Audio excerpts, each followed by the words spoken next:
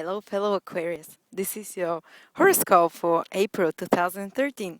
And this is for everyone who have particularly the ascendant in Aquarius like me, and to a lesser degree the sun and the moon.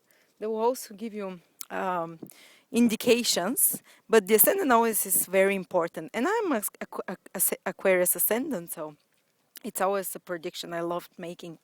So, three planets, Sun, Venus, and Mars, are triggering the third house for Aquarius. And it's a very busy, communicative house, the third house, and which means that this part of the year, in big part of April, maybe for some of you it will even start from the end of March. For some of you it will come towards the end of April. For everyone it's triggered at a bit different time. But within this region, from the end of March to about mid to end April, the third house is triggered for Aquarius, especially Aquarius ascendant, which is the house of communications and the house of dealing with communicating with others. So you get all of a sudden very busy. The phone starts ringing more, emails start coming more. All of a sudden, people you haven't been in touch with will call very likely. And I'm not talking romantic kind of getting in touch so much as like every day, like let's sort out business, let's catch up, let's exchange some gossip. As though your mind gets triggered and becomes much more curious than other times. So all of a sudden, your mind is alive and awakened. Your ability to communicate becomes more enlivened as well with Mars there. Mars is a bit of a harsh planet, cruel planet, so you will be more than willing to express your opinions. Actually, sometimes you might even be willing to, even if you're someone who is a shrinking violet, doesn't like to express what they think or telling straight to others what they think. Now with Mars in the third house, you'd be quite going for the, expressing what you think as well. And another active planet is the Sun and Mars are the two male active masculine planets. They're both in the third house.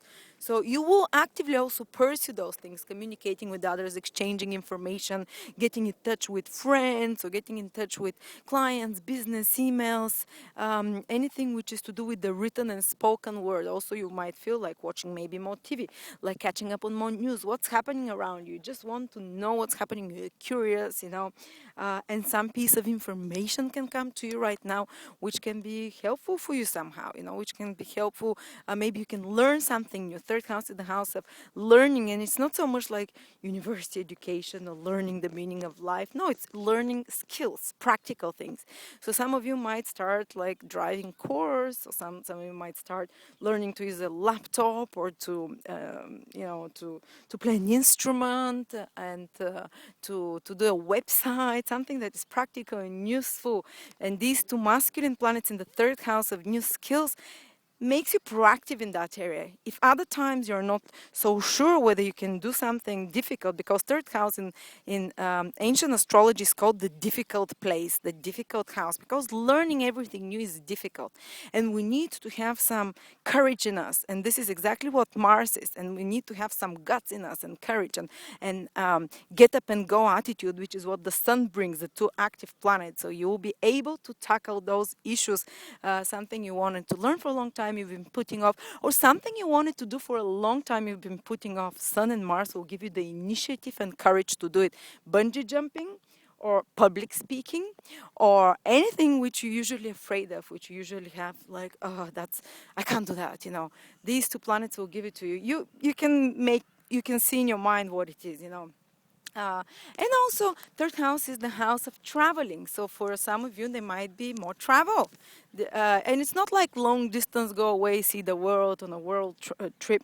It's more like everyday travels, getting busy, like driving a car more, walking more around, just being more movable and active in your daily life as well, but also any kind of trips as well.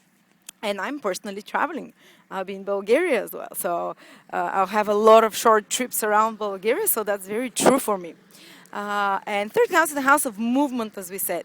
So it's a great time to get moving. With the spring coming now, you'll feel a bit more invigorated. You'll feel a bit more willing to get up and go. Even it's a great time to start maybe some light exercise like walking, like swimming. You have more energy to do it. As I said, all skills and physical movement is to do with third house, and the movement of the mind as well. As I said, your mind will be more curious, open to learning new things, open to experimenting, trying out new things that you're usually afraid to do.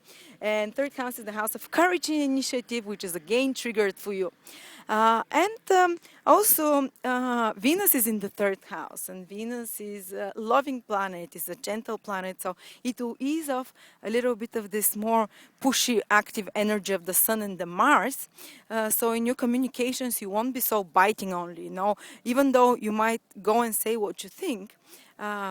Like Mars desires and like the Sun, without the Sun, the Venus being also there will somehow balance it, so you don't hurt people so much. So your ability to communicate and to express yourself becomes much more increased this month, and your curiosity, ability to learn, the mind is stimulated. And you're going places. When the mind is stimulated, you move the body accordingly, to go and do the things.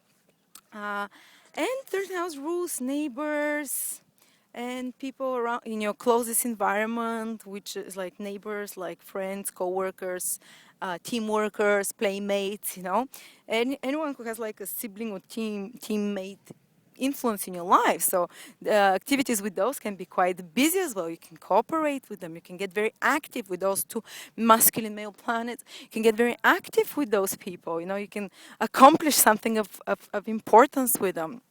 Uh, and just be careful because of the Sun and Mars. As I said, they're a bit abrasive. That you don't have too much tension there, but it's not something that will make or break relationships. Maybe just a little bit it can abrase people. And third house is great for organizing and like making business meetings, because I said your communication skills are very good, forceful, and you're active about, and you're feeling very proactive about cooperating with others, team working with others, or getting things done, so to speak. So it's great for business, for any kind of administrative work, for writing, people who are writers, who use the word to express themselves, who work in places where they have to write, like journalism, like media, like business, where you have to make business presentations. This will be extremely busy, and I dare say successful ones where they're proactive in their career and things are happening there, or advertisements, marketing, sales. This is all about communicating with others and coming on strongly, coming on clearly, and igniting the mind and the curiosity of others as well. You'll have those skills to do during this month. Uh, and let's see, Mercury is in your second house till the middle of April, all part of March, all March, and till the middle of April, Mercury is actually the planet of management. The second house is financial house. So you will be able, you have a chance this year in March and in April, Aquarius, to sort out your finances, to manage them better. Maybe somehow move them from one bank to another, or make somehow a plan for monthly payments or something, or how to take care better of your family. Anything which is tangible about fulfilling your tangible responsibilities and financial, material responsibilities. Mercury can help you sort it out and make it more efficient and productive. Or also, second house is all possessions. So Mercury there can help you sort out your possessions, can help you maybe your clothes, arrange them, or in some way, I don't know. Declutter everything around, make it more ordered in your environment as well. Put more order in this kind of practical, tangible, real things in your life, which second house rules all practical, material things in your life that you possess. And you have more practical approach to money as well. When Mercury is in the second house, you tend to be more organized when it comes to that, and have some more ideas about how to make or how to manage your finances or possessions. And I just want to give specific days. Those who are born on the 31st of January till about the 7th of February, they have Jupiter influence, Jupiter trine to their sun. Or if your ascendant or moon is from 11 till 18 degrees in Aquarius, Jupiter is sending a beautiful, strong powerful aspect to those degrees, and Jupiter is a planet of opportunities and growth. So if you've been working on something for a while, now is the time when it will probably blossom, it will give fruits, or the results will come, or something will start taking shape, fruition, or you have an opportunity, especially if it's your sun. The sun is often the goals, the careers of a person, the active side of a person's life, which is the projects that you do, which is the goals that you have. And on the most psychological level, it's your confidence, it's your willingness to get up and go and get things done, it's your belief in yourself, and your dedication to something. So when Jupiter makes this trine, your confidence improves, and things at work start going well with authority figures as well, with male figures. If you're a woman and you're born from the 31st of Jan till 7th of February, you might have a positive experience with a male figure because the sun is a masculine planet. So maybe your husband might have a good breakthrough or good spell, or your relationship with him, or you might meet someone new. Or if it's your or if it's your, it can be also the careers, they say, so if it's your ascendant or your moon from 11 to 18 degrees, Jupiter will help. For instance, the moon is the emotional well-being of a person. So your emotional well-being improves, you feel happier, you're more willing and adaptable for changes, and it's positive for anything to do with the home, with family, because the moon rules family and home, everything private. With women in your life, things can go very well. Some positive experience can come from a woman in your life or from the mother in your life, which is the moon. And the ascendant is the physical body, so you can improve physically, you can start working out if the Jupiter is sending the trine to your ascendant, just feel naturally physical body, and also the person again to a big extent is the ascendant. So if your ascendant is in those degrees 11 to 18, you just feel uplifted, you feel more positive. Your ascendant shows the beginning of things. The body is the beginning for the person, so you can be much more willing to start new things. And if you start projects now, they'll flourish, doors will open for you, something can happen which puts you in the right path of your life as well, because the first house rules the path of life, where you're supposed to be and do according to your soul plan. And but there is another group of Aquarius which are having it a bit harder. Those who are born on the 28th, 29th, and 30th of January. So just before those lucky one with Jupiter, the ones that have the Saturn influence, or those who have their ascendant and moon at 8, 9, 10, maybe 11 degrees as well. Saturn is more of the hard taskmaster. If Jupiter gives with ease, and if Jupiter blesses you, Saturn will squeeze the last drop of blood for you if you want to receive something from Saturn. Only you cannot take shortcuts, you have to apply yourself, you have to work hard. You usually become more demanding on yourself, or life becomes more demanding on you. And you're required to work harder, you're required to more self-discipline, you're required to be more self-denying to yourself to fulfilling some goal or some project. And you might be feeling just the opposite. Saturn lowers the vibration, Jupiter raises them up, Saturn brings them down. Saturn kind of can make you feel, am I able to do it? Or I don't think I'm up to it. I don't think I'm willing to, or not willing, but capable of. It decreases your confidence, your ability to think that you can make and do.